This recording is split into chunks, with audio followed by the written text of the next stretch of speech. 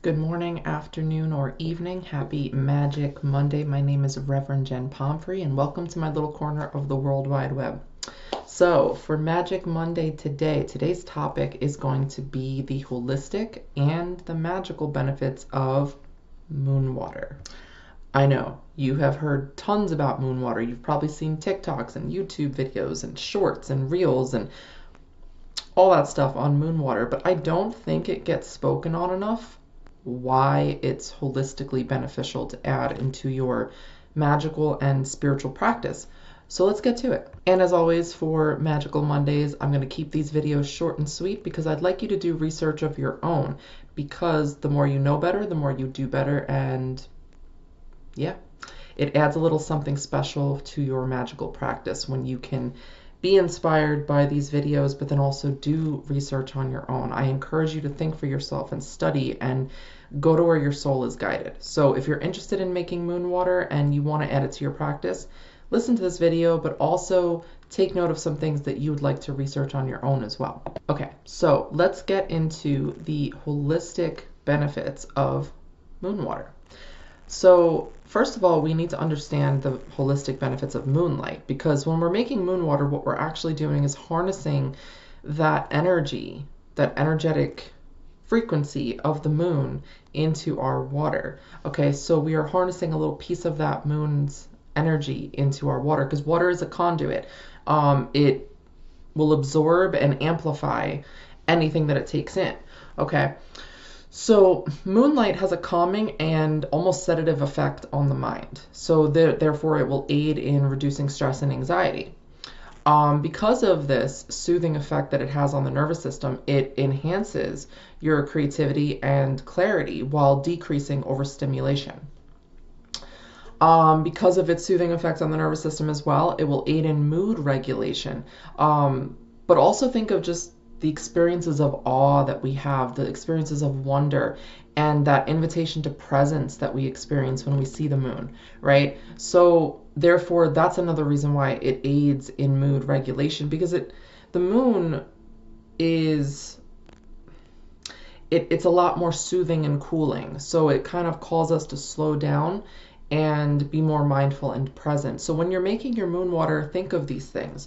Think of the fact that that moon water has a soothing effect. It has a sedative effect. It aids in creativity. It aids in mindfulness. It reduces overstimulation, okay, and therefore helps to regulate moods. As the moon waxes and wanes, so does our own energy and emotional current. So we can follow the moon phases in alignment with energetic stabilization and emotional regulation and healing. So you can make your moon water in alignment with that, with, stabilizing your energy, calling back your energy. Also, emotional regulation and just healing. If there's something emotionally you want to heal and regulate, you can make moon water with that intention. Moon bathing can help calm and regulate your circadian rhythm, which then improves sleep. Okay, so if you're experiencing things like insomnia, moonlight and moon bathing improves the circadian rhythm. It helps release melatonin, which naturally has a sedative effect on the mind and can help improve your sleep levels and your sleep schedule. In Ayurveda, moonlight is actually more cooling and can aid in reducing inflammation in the body. Stress reduction benefits can aid also in cortisol balance. So this way you're not producing so much cortisol due to stress response, which can greatly assist your immunity as well and boost it. So magically, moonlight is linked to intuitive development, change, transformation, illumination in the dark. So like revealing things that are hidden, revealing secrets, bringing things to the surface that maybe we aren't paying attention to in our waking life.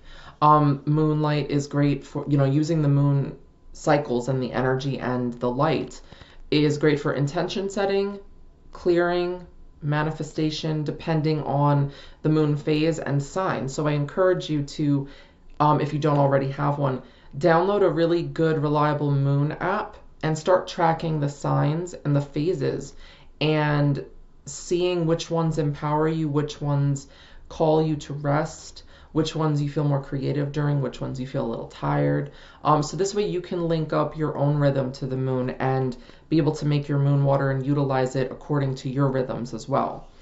The moon is a more feminine energy, so take into consideration that when you make moon water, you are creating a charged water with the qualities of feminine energy.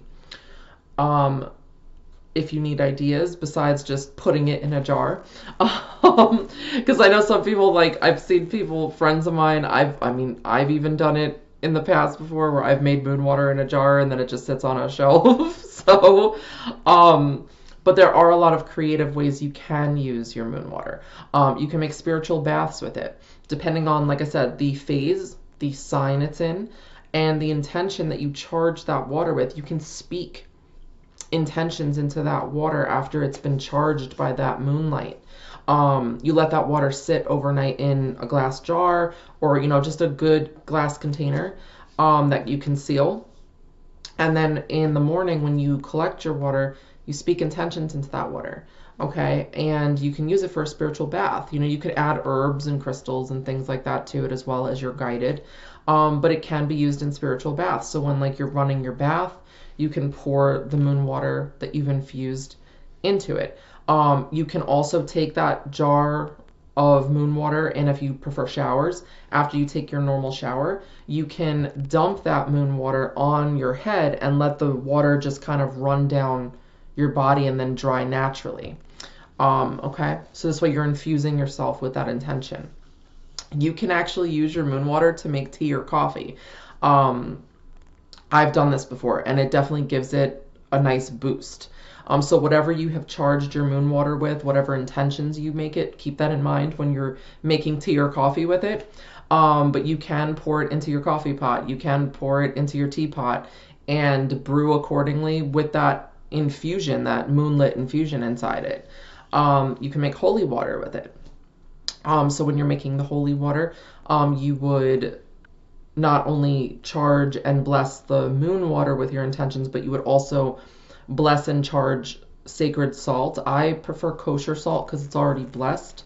So this way it's a little bit of an easier ritual. But you can speak intentions over the salt as well, that you absolve and cleanse it of any and all impurities, any and all energies that it absorbed in its manufacturing. So this way it does not affect your psyche, heart, and soul. But if you want to avoid all that and you'd rather just get blessed salt, I would prefer kosher salt. I would recommend that. So this way you have blessed salt already, and all you have to do is add a little bit to your water, and then you have holy water. And holy water can be used for a ton of purposes. You can use it as a spray for your skin, you can add it to your skincare routine, like when you wash your face. You can wash your face with the moon water first before you do any moisturizing and anything else that you do. You can make a floor wash out of it. So I like to, use really hot water, Florida water, and other herbs and things like that in my floor washes, but I can also heat up moon water that I've already charged with a specific intention to give that a little bit of a boost, and so can you. And there are so many other ways that you can use moon water. You get creative. I'd love to know ways that you would like to use moon water or already do use moon water. But these are just some of the things we can think of in our magical practice. We focus a lot on the magical part and not enough on the holistic application. Okay, these things work because magic is also scientific. Science is holistic. It's all connected. So when we can find the connection, we can really ground and root our magic into the everyday sacred. So I really hope this video encouraged you to go and make some moon water, to sync up with the moon cycles, to look at moon water from a whole different perspective, a healing perspective, not just a whimsical, magical one, which is totally fine too. But it's also good to know the medicine that is in the magic you're weaving.